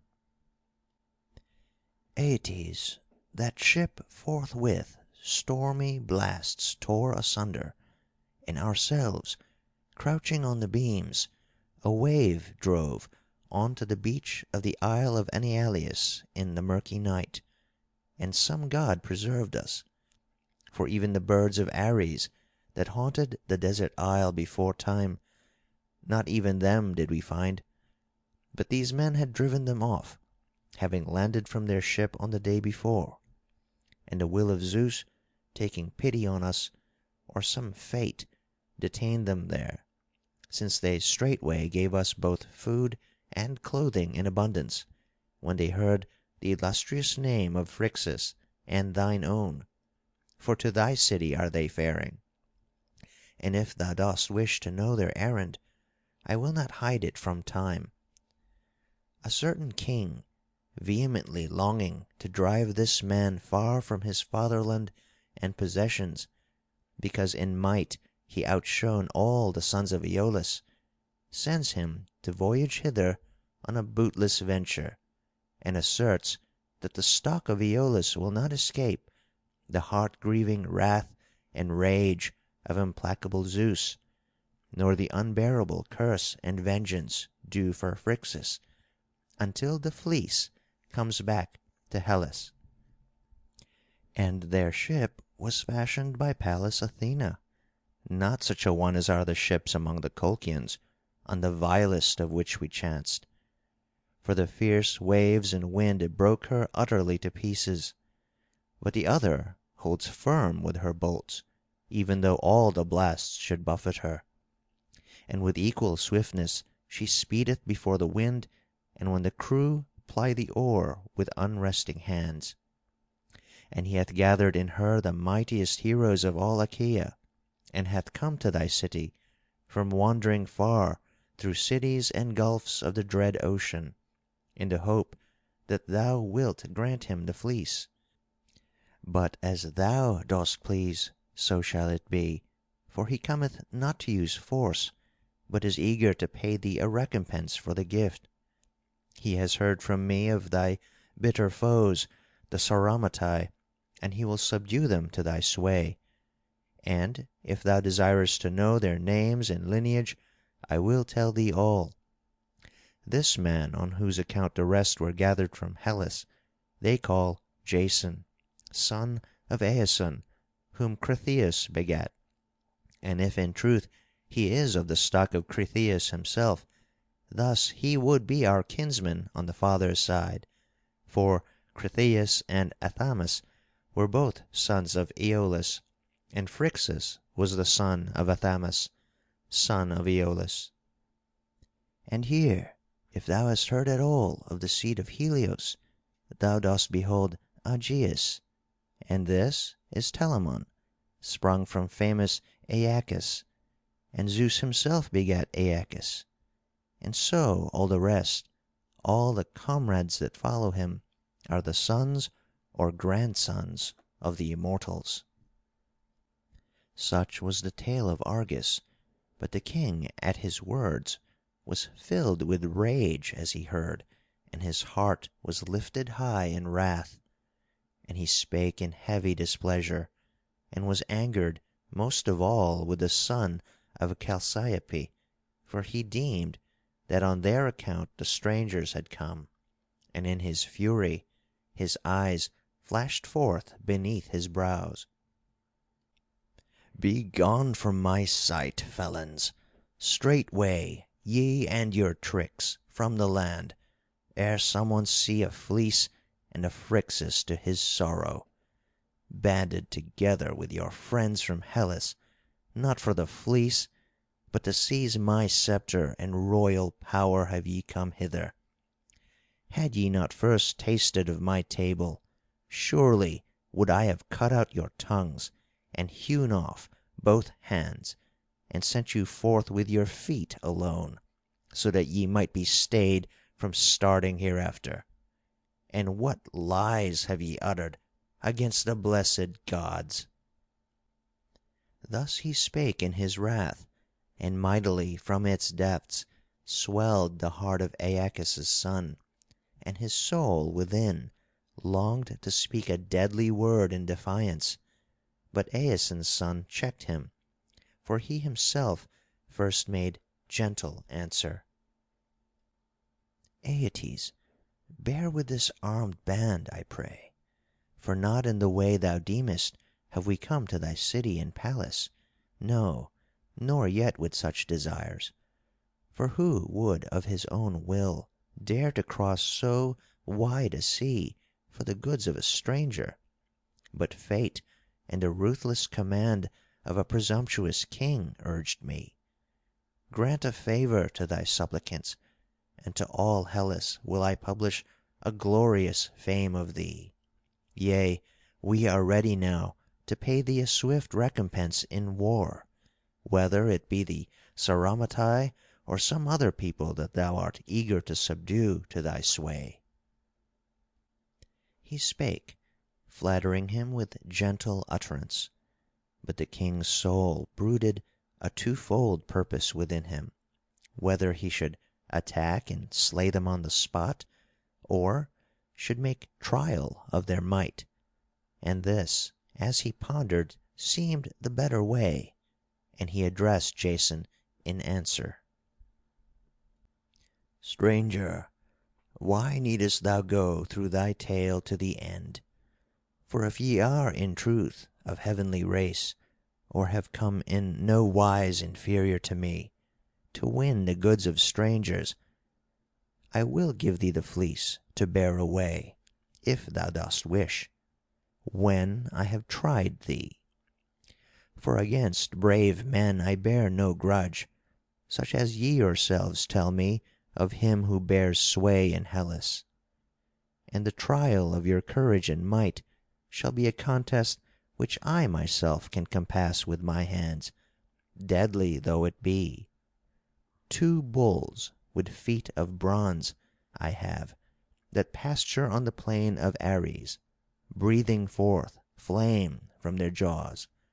Them do I yoke and drive over the stubborn field of Ares, 4 plough gates, and quickly cleaving it with the share up to the headland, I cast into the furrows the seed, not the corn of Demeter, but the teeth of a dread serpent that grow up into the fashion of armed men.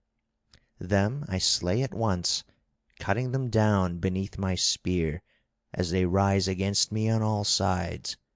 In the morning do I yoke the oxen, and at eventide I cease from the harvesting. And thou, if thou wilt accomplish such deeds as these, on that very day shall carry off the fleece to the king's palace. Ere that time comes, I will not give it.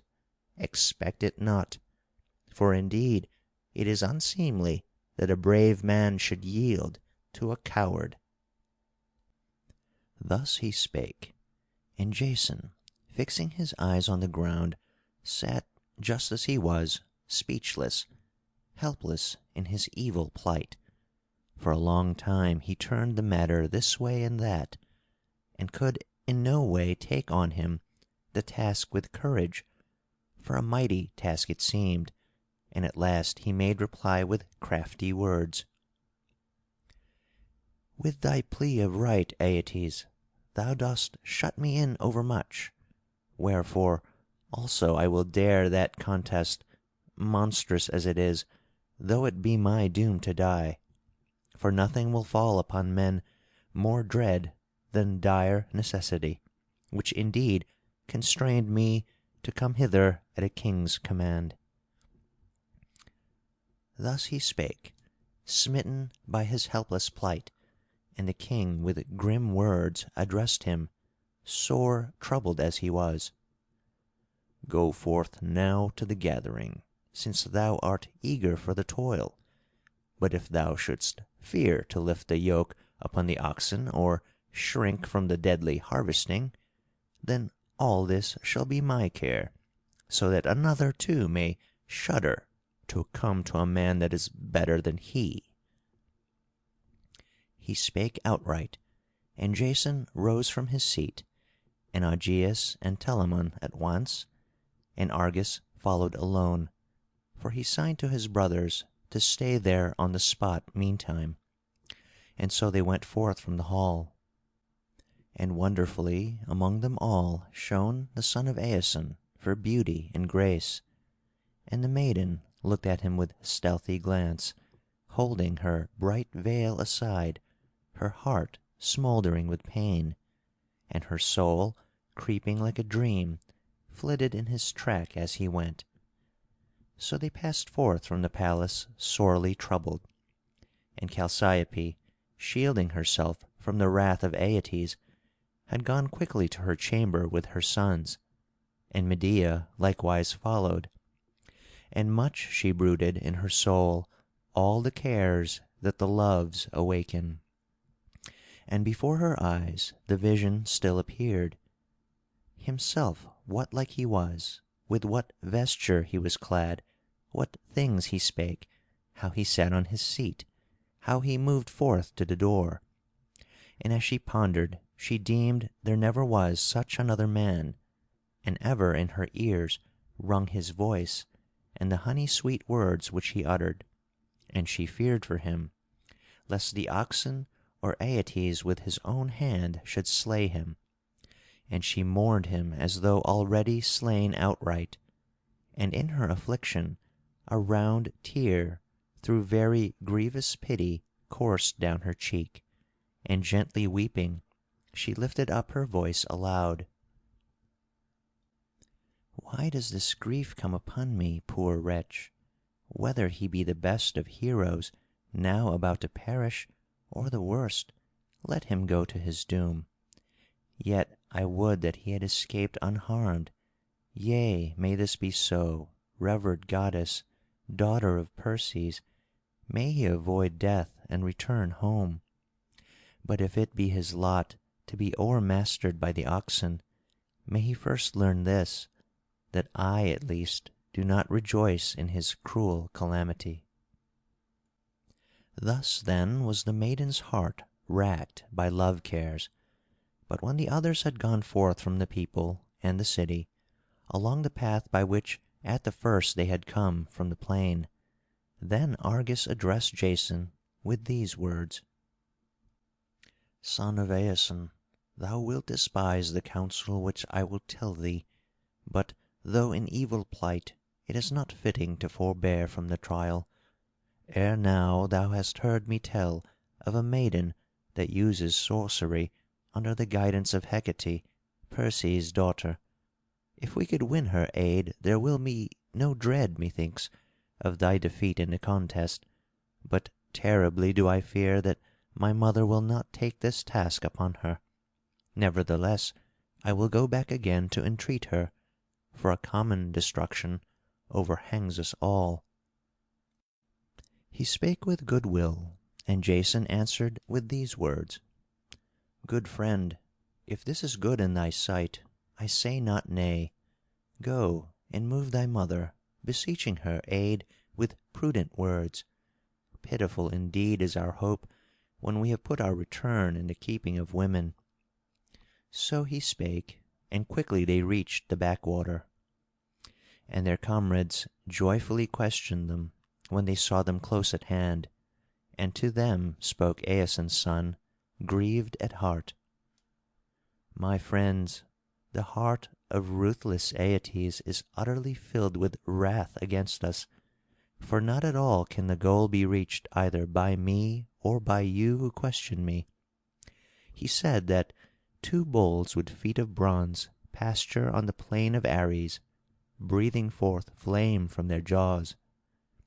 And with these he bade me plough the field 4 ploughgates, and said that he would give me from a serpent's jaws seed which will raise up earth-born men in armor of bronze, and on the same day I must slay them.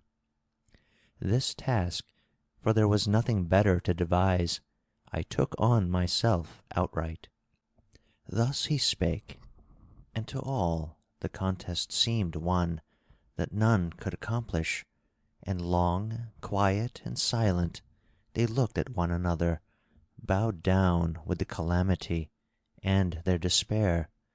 But at last Peleus spoke with courageous words among all the chiefs: "It is time to be counseling what we shall do, yet there is not so much profit, I trow, in counsel as in the might of our hands.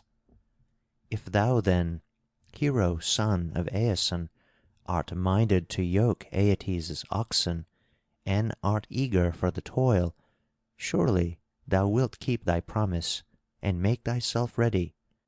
But if thy soul trusts not her prowess utterly, then neither bestir thyself, nor sit still and look round for some one else of these men.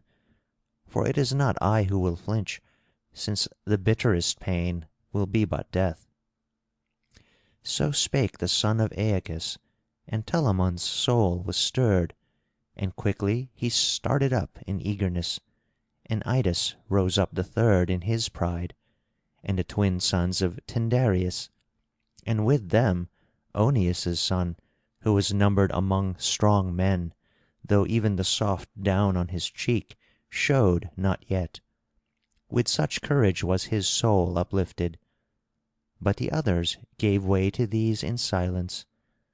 And straightway Argus spake these words to those that longed for the contest: "My friends, this indeed is left us at the last, but I deem that there will come to you some timely aid from my mother.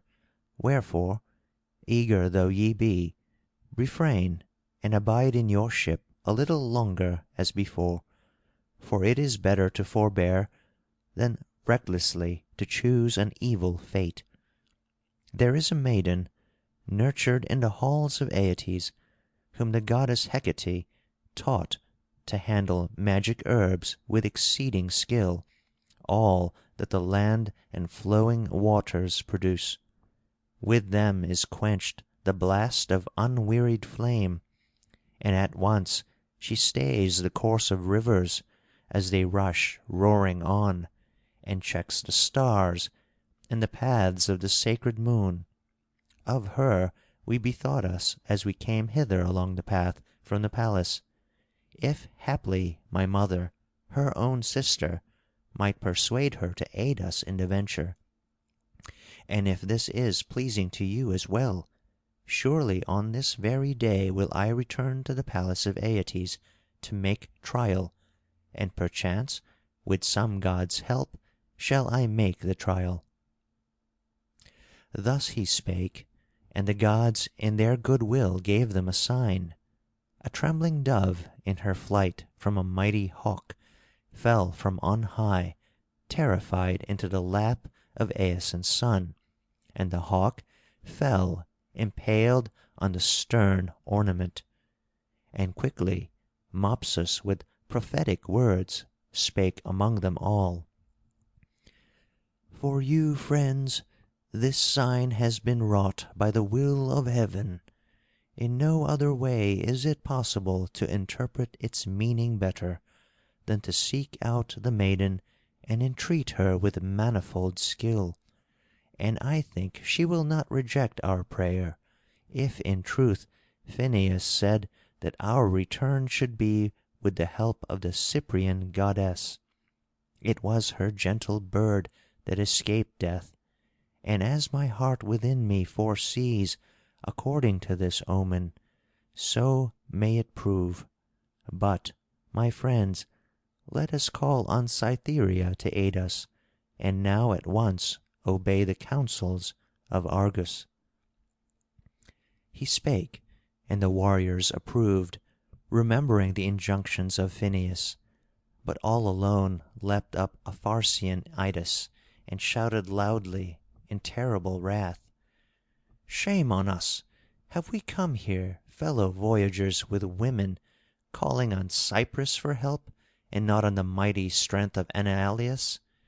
And do ye look to doves and hawks to save yourselves from contests? Away with you! Take thought, not for deeds of war, but by supplication to beguile weakling girls." Such were his eager words, and of his comrades many murmured low, but none uttered a word of answer back. And he sat down in wrath, and at once Jason roused them, and uttered his own thought: "Let Argus set forth from the ship, since this pleases all. But we will now move from the river, and openly fasten our hawsers to the shore. For surely it is not fitting for us to hide any longer, cowering from the battle cry." So he spake, and straightway sent Argus to return in haste to the city. And they drew the anchors on board at the command of Aeson's son, and rowed the ship close to the shore, a little away from the backwater. But straightway Aeetes held an assembly of the Colchians, far aloof from his palace, at a spot where they sat in times before, to devise against the Minyae grim treachery and troubles. And he threatened that when first the oxen should have torn in pieces the man who had taken upon him to perform the heavy task, he would hew down the oak grove above the wooded hill, and burn the ship and her crew, that so they might vent forth in ruin their grievous insolence, for all their haughty schemes.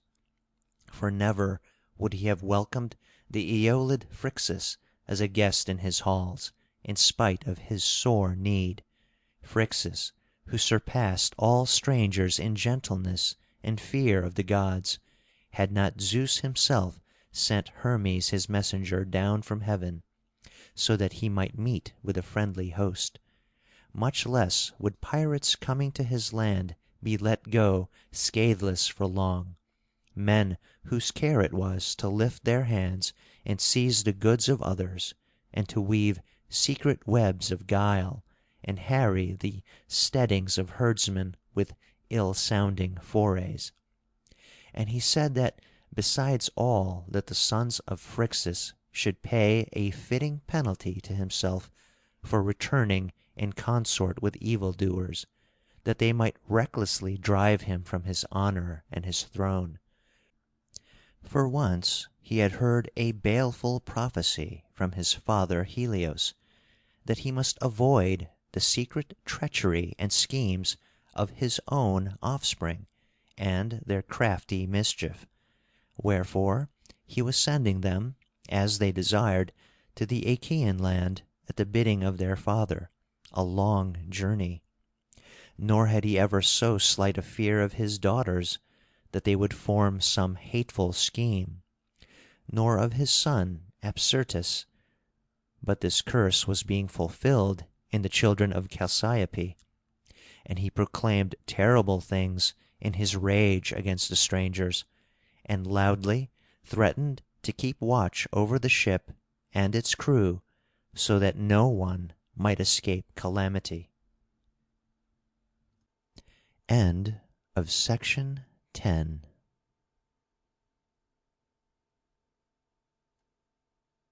Section 11, Book 3, Part 3. Meantime Argus, going to Aeetes' palace, with manifold pleading besought his mother to pray Medea's aid, and Chalciope herself already had the same thoughts, but fear checked her soul lest haply either fate should withstand, and she should entreat her in vain, all distraught as she would be at her father's deadly wrath, or, if Medea yielded to her prayers, her deeds should be laid bare and open to view. Now a deep slumber had relieved the maiden from her love pains as she lay upon her couch, but straightway fearful dreams, deceitful, such as trouble one in grief, assailed her. And she thought that the stranger had taken on him the contest, not because he longed to win the ram's fleece, and that he had not come on that account to Aeetes' city, but to lead her away, his wedded wife, to his own home.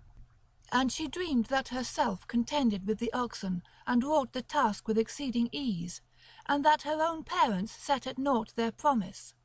For it was not the maiden they had challenged to yoke the oxen, but the stranger himself. From that arose a contention of doubtful issue between her father and the strangers, and both laid the decision upon her, to be as she should direct in her mind. But she suddenly, neglecting her parents, chose the stranger. And measureless anguish seized them, and they shouted out in their wrath, and with the cry sleep released its hold upon her. Quivering with fear she started up, and stared round the walls of her chamber, and with difficulty did she gather her spirit within her as before, and lifted her voice aloud. Poor wretch, how have gloomy dreams affrighted me! I fear that this voyage of the heroes will bring some great evil. My heart is trembling for the stranger. Let him woo some Achaean girl far away among his own folk. Let maidenhood be mine, and the home of my parents. Yet, taking to myself a reckless heart, I will no more keep aloof, but will make trial of my sister, to see if she will entreat me to aid in the contest, through grief for her own sons. This would quench the bitter pain in my heart. She spake, and rising from her bed opened the door of her chamber, barefooted, clad in one robe, and verily she desired to go to her sister, and crossed the threshold. And for long she stayed there at the entrance of her chamber, held back by shame, and she turned back once more, and once again she came forth from within, and again stole back, and idly did her feet bear her this way and that. Yea, as oft as she went straight on, shame held her within the chamber, and though held back by shame, bold desire kept urging her on. Thrice she made the attempt, and thrice she checked herself. The fourth time she fell on her bed face downward, writhing in pain. And as when a bride in her chamber bewails her youthful husband, to whom her brothers and parents have given her, nor yet does she hold converse with all her attendants for shame and for thinking of him, but she sits apart in her grief, and some doom hath destroyed him before they have had pleasure of each other's charms, and she, with heart on fire silently weeps, beholding her widowed couch, in fear lest the women should mock and revile her. Like to her did Medea lament. And suddenly, as she was in the midst of her tears, one of the handmaids came forth and noticed her, one who was her youthful attendant, and straightway she told Chalciope, who sat in the midst of her sons devising how to win over her sister. And when Chalciope heard the strange tale from the handmaid, not even so did she disregard it, and she rushed in dismay from her chamber right on to the chamber where the maiden lay in her anguish, having torn her cheeks on each side. And when Chalciope saw her, eyes all dimmed with tears, she thus addressed her: "Ah me, Medea, why dost thou weep so? What has befallen thee? What terrible grief has entered thy heart? Hast some heaven-sent disease enwrapped thy frame? Or hast thou heard from our father some deadly threat concerning me and my sons? Would that I did not behold this home of my parents, or the city, but dwelt at the ends of the earth, where not even the name of Colchians is known." Thus she spake, and her sister's cheeks flushed, and though she was eager to reply, long did maiden shame restrain her. At one moment the word rose on the end of her tongue, at another it fluttered back deep within her breast, and often through her lovely lips it strove for utterance, but no sound came forth, till at last she spoke with guileful words, for the bold Loves were pressing her hand: "Chalciope, my heart is all trembling for thy sons, lest my father forthwith destroy them together with the strangers. Slumbering just now in a short-lived sleep, such a ghastly dream did I see. May some god forbid its fulfilment, and never mayst thou win for thyself bitter care on thy son's account." She spake, making trial of her sister, to see if she first would entreat help for her sons. And utterly unbearable grief surged over Chalciope's soul, for fear at what she heard. And then she replied: "Yea, I myself too have come to thee in eager furtherance of this purpose, if thou wouldst haply devise with me and prepare some help. But swear by earth and heaven that thou wilt keep secret in thy heart what I shall tell thee, and be fellow worker with me. I implore thee, by the blessed gods, by thyself and by thy parents, not to see them destroyed by an evil doom piteously, or else may I die with my dear sons and come back hereafter from Hades, an avenging fury to haunt thee." Thus she spake, and straightway a torrent of tears gushed forth, and low down she clasped her sister's knees with both hands, and let her head sink on her breast. Then they both made piteous lamentation over each other, and through the halls rose the faint sound of women weeping in anguish. Medea, sore troubled, first addressed her sister: "God help thee. What healing can I bring thee for what thou speakest of? Horrible curses and furies. Would that it were firmly in my power to save thy sons. Be witness that mighty oath of the Colchians, by which thou urgest me to swear, the great heaven and earth beneath, mother of the gods, that as far as strength lies in me, never shalt thou fail of help, if only thy prayers can be accomplished." She spake, and Chalciope thus replied: "Couldst thou not then, for the stranger, who himself craves thy aid, devise some trick or some wise thought to win the contest, for the sake of my sons? And from him has come Argus urging me to try to win thy help. I left him in the palace meantime, while I came hither." Thus she spake, and Medea's heart bounded with joy within her, and at once her fair cheeks flushed, and a mist swam before her melting eyes, and she spake as follows: "Chalciope, as is dear and delightful to thee and thy sons, even so will I do. Never may the dawn appear again in my eyes, never mayst thou see me living any longer, if I should take thought for anything before thy life or thy sons' lives, for they are my brothers, my dear kinsmen and youthful companions. So do I declare myself to be thy sister, and thy daughter too, for thou didst lift me to thy breast when an infant equally with them, as I ever heard from my mother in past days. But go, bury my kindness in silence, so I may carry out my promise unknown to my parents, and at dawn I will bring to Hecate's temple charms to cast a spell upon the bulls." Thus Chalciope went back from the chamber, and made known to her sons the help given by her sister.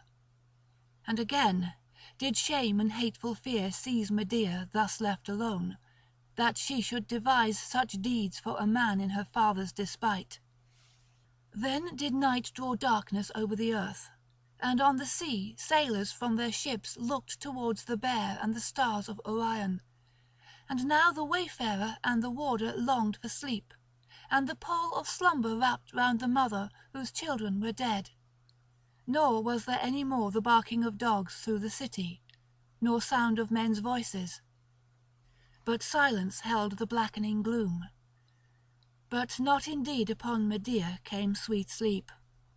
For in her love for Aeson's son many cares kept her wakeful, and she dreaded the mighty strength of the bulls, beneath whose fury he was like to perish by an unseemly fate in the field of Ares.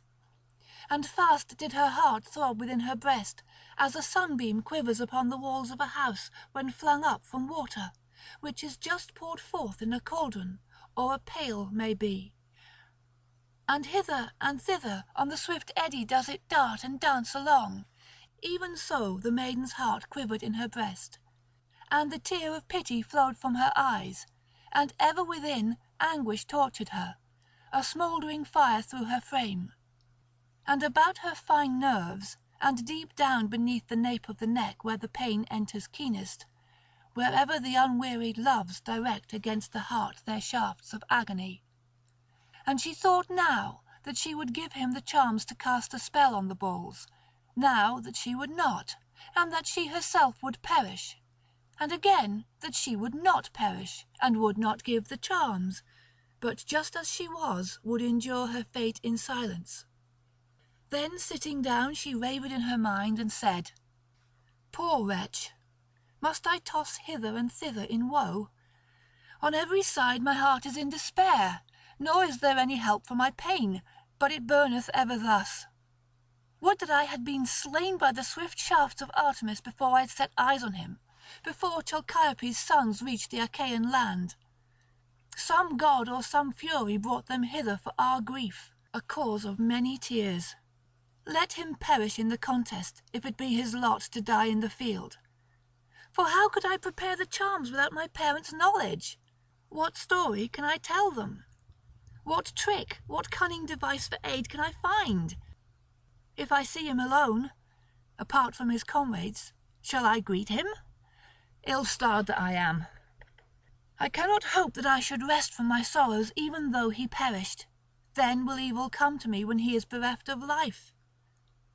Perish all shame, perish all glow. May he, saved by my effort, go scatheless wherever his heart desires.